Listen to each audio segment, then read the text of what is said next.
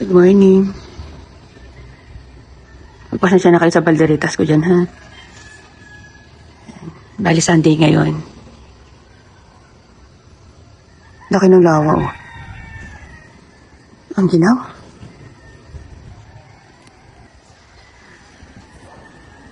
Yung balik ko dito. Yung pala siguro lalabas yung araw.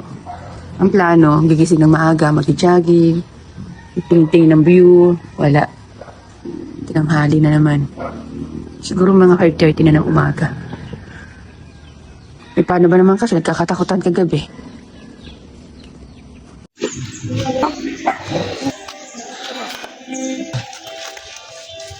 Yo, chillers kain.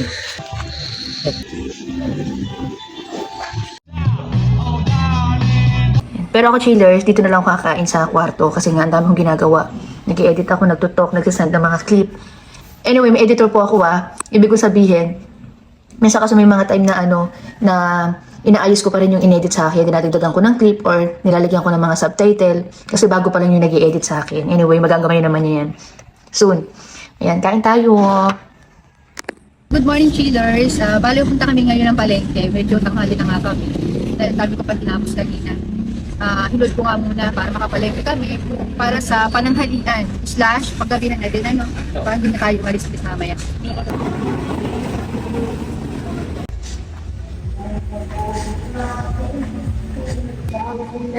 Ay, book. Natatawa ako kasi grabe yung mga tao dito ang hiling sa video okay. Kaliwat kanan, harap at likod, may nag-video okay. Pero okay lang, nakakatuwa nga eh. Para ako nasa Raon. At ito pa, meron ang kabady dito. Nung unang punta namin dito, ang sungit-sungit sa akin. Pero ngayon, lagi ko siya pinapakain, mabait na sa akin. Bochi! Ay sus! Ay sus! Ay sus, may pag-aalilangan pa. Nung una, hindi kumakawag ang buntot niyan. Talagang galit sa akin yan. Ay sus! Ay sus! Ay sus!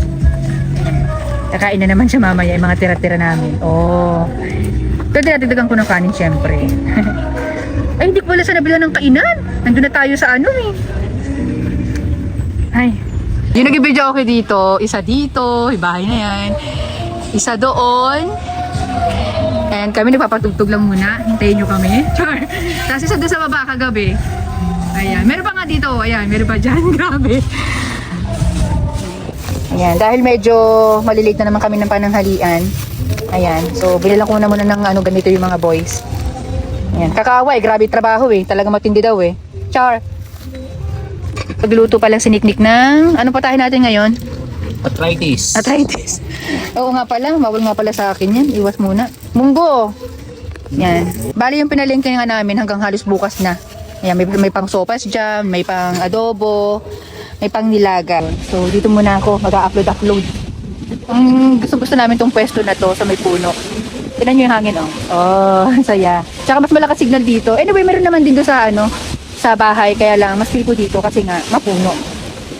Sino ba yung pananghangin? Oh, ang saya.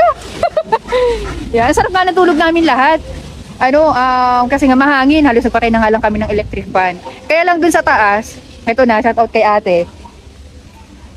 Di ba natutulog na nga, may natutulog na nga sila. So ako ayoko naman silang istorbohin. Kaya lang, before mag-12 ng hating gabi, biglang nagkakabugan yung mga pinto. Doon sa CR at saka doon sa may harap ko. Yung ginagamit ko kasing kwarto ngayon, bali magiging kwarto yun ni ate. So sabi ko, wala na ako iniisip na kung kasi medyo nagkakakwentuhan nga rin dito ng katatakutan, ganyan-ganyan. Lalo na yung kartikay dito. Pero wala sa isip ko kasi hindi, good vibes naman yung pasok ko dito sa sa bahay nila eh. Hindi katulad sa ibang mga client ko na talagang iba kinikilabutan ako. Dito wala. Yung pagtingkod na sa relo, sabi ko mag-alas 12 na. So bakit nagkataon na alas 12? Tapos may biglang naglagapakan yung mga pinto. Kasi hindi pa siya pwedeng ilak dahil hindi pa nga nilalagyan ng doorknob. Ngayon, alam mo gusto kong magising. Kaya nahiya ako dahil mga pagod na nga sila. Saka naawa rin akong gisingin. Kasi alam niyo may tao na kapag ginising mo, 'di ba, parang hindi na ulit nakakatulog. Tiniis ko 'yun. Tapos sabi ko ba 'yan? Ginawa ko, bumalik na naman ako, naghahanap ako ng pwede kong gisingin. Hanggang sa ang ginawa ko na lang, binuksan ko lahat ng ilaw, kahit sobrang liwanag, tapos nagtalukob na lang ako ng kumot.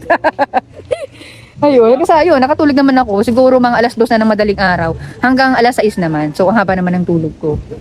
Luto na! Ay, rice pala yun. Yan, munggo, pampatibay ng uric. Yan. Bango? Yun. So, pwede naman daw pala kumain yan. Ang mga bawal talaga yung mga laman loob, mga seafoods na matataas sa purine. Nagwawalis nga pala ako dito. Kasi, malikabok. Bali kasi yung galing dito sa kwarto. Dito ko na idiniretso. Ito nga pala, pasintabi. Biligtakpan ko lang muna. Ito yung portalet ko. Pinasok ko dito kasi nga wala pang tubig. Pero ngayon inaayos na. Sana nga lang, malinyahan na rin pati dito sa second floor. Kasi nanggigigil akong linisin yun. Yan, kailangan kasi dito talaga tubig hanggang pader. Yan, kailangan talaga yung dapat nga car wash eh. Pero ito bidet, kung malakas man yung pressure ng tubig ko, pwede na rin yan. At hindi na bago sa akin yung ganito. Ginagawa ko naman talaga to sa mga bahay ng mga mahal kong clients. Yan, kaya nga yung gamit ko, ayan, naka-stocks lahat dyan. Yan, kasi wala pa naman tubig. Tapos naglagay nila ako dito ng basurahan. Alam niyo na mabasurahan, buhay na buhay ko yan, Diyos ko Lord. And then ito nga naipon. Tapos ayan, and ang dami kasi ng buhangin, ayan. Walang dustpan. Ang ginawa ko, naglagay muna ako ng wet tissue para makuha ko siya lahat. Ayan o. Kasi hindi siya pwedeng itaboy doon. Yan, dapat ngayon malinisan muna yan bago talaga dito gumamit. Dahil nga, baka magbara. Naku, alam nyo ba? Napakasakit sa ulo. Kapag yan ang nagka-problema sa bahay nyo, yung floor drain, naku po. End of the world talaga kayo dyan. Sinasabi ko sa inyo. Ako nagigigil sa inyo eh.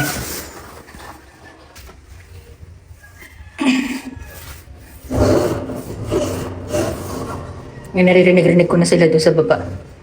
Excited na nga ako eh. Sana matapos na. Tapos tanungin ko na lang din si ate at si sir kung papayag sila tanggalin ko na tong plastic para malinisan ko na lang din. Natala ko naman unang gagamit eh. Ito mga ganito, ang alam ko, nare-research ito sa YouTube o sa Facebook. Research nyo na lang paano tanggalin yung mga sticker na ganito. Huwag nyo basta babaklasin. Ang naalala ko lang, gamitan daw ng blower. So parang lalambot yung yung paste niya para hindi maiwan yung bakat, yung tikit or oil. Basta ganun, search nyo na lang. Bumili rin pala ako ng basahan kanina. Ito, hindi na ako nag-vlog sa palengke dahil na ang init, nagmamadali na rin kami. Ayun, sa 300. Pero sabi sa akin ni ate, kapatid na may-ari nitong bahay, bibigay daw siya. Pero hindi ko na hinintay, kasi lang naman to. Ilalagay ako dito, tiki-isa, saka dito sa may CR. Ayan. Again, hindi na po ito bago sa akin. Talagang ginagawa ko po ito lagi.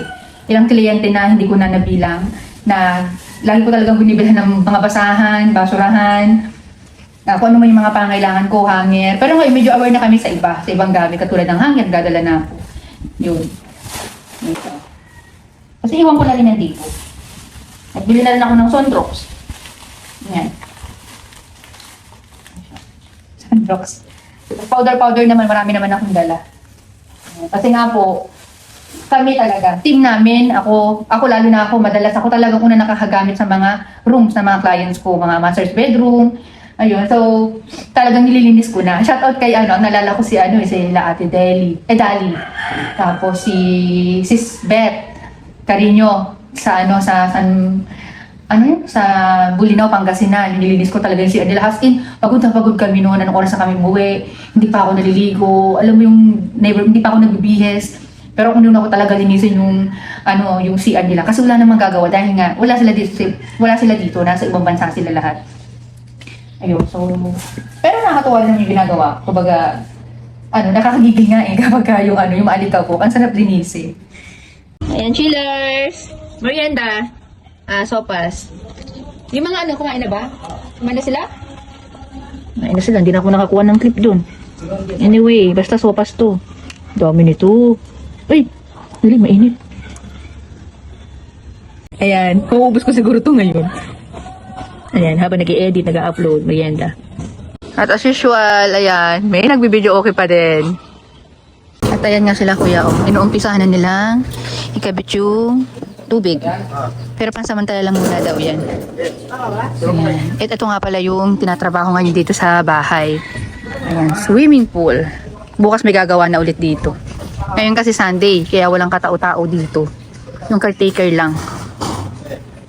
Dito, pagka nagkatubig, gusto namin buhusan. Diyan. Kaya lang, iniisip ko yung sa ilalim, baka magnigata. Magigitata pala. Ayan. So, tingnan namin. Nagkatubig na dito, makakapagpunas-punas na pag after magwalis. Yan. Yung ano namin, vacuum namin, hindi higop. May kailangan palitan, lagyan ng filter. Titingin kayo mamaya o lalagyan na lang nila ng DIY para ma-vacuum muna bago punasan ng basang-basahan. Kasi si ate, mag-isa lang din. So, para konti na lang din yung lilinisin niya. Ayan. May edad na rin yan si ate eh. So, dito nakapaglagay-lagay na kahit paano ng chiffon. Ayan. Ito lang yung bukod tangi na iba ang kulay ng curtain. Kasi nga po, naka-purple. And then, bisitahin rin natin dito. Ano ba? Ayan. So, yan. Nakapaglagay na din. Paplansyahin pa yan. And then, dito. So, namomonitor po kami na may-ari dito kasi maraming CCTV dito. Tulad niyan. Tapos sa baba, 2. Yan. So, dito naman, ito yung iniisip ko kung pupunta bukas yung maglilinis ng salamin. Kasi, kung hindi, ang plano ko, sa mga boys ko na lang palilinisan, ng konti, yung light lang, as para hindi mapunta dun sa kurtina yung alikabok. Ayan. So, nagpapahinga muna sila.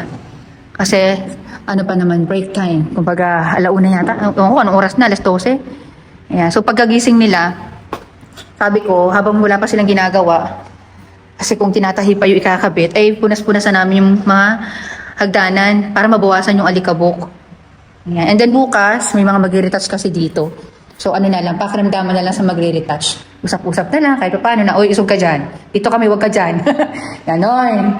Kumbaga, kanya-kanyang to kami nagkakortina, may nagre-retouch, may naglalagay ng kung ano-ano. Yun. Kumbaga, iba't ibang team. Pati itong mga grease na to, yan, alikabok niya, tinan nyo ha, point. Ayan. Kaya yung tinutuluyan kong room, talagang nagpupunas ako doon. Yun lang muna talagang pinupokus ko. Kasi nga bawal po ako sa alikabok. Ayan. Tapos, sa pagbalik namin dito, mga furnitures naman ang ilalagay. Ewan ko lang kayo sir sa blinds ko, isasabay na. Ayan, dahil ngayon pa lang, naghahanap-hanap na ako ng blinds na babagay dito sa purple. Ayan, ang gusto ko dito, gray. Super light gray, silver. Yan yung mga naiisip ko na shades. Ito yung bed frame, yan, iniisip ko talaga lahat yan. Kung anong mga kalandian ang gagawin ko, lalo sa mga pillows. Kailangan kasi may yung pillows nito tsaka bedsheet nito May konting kaartihan para mag-match talaga siya. So, kaya maraming mga kalat-kalat pa sa mga rooms dito. Yan. At hindi pa nalalagyan ng mga doorknob yan. Sigurado ako bukas, may maglalagay dyan ng mga doorknob. Pati dito, lalagyan ng doorknob. Yan. Yung kahapon kasi na nilagay, sobrang lubog, kaya hindi rin nagsasara. Anyway, i-adjust lang naman yun ni tatay.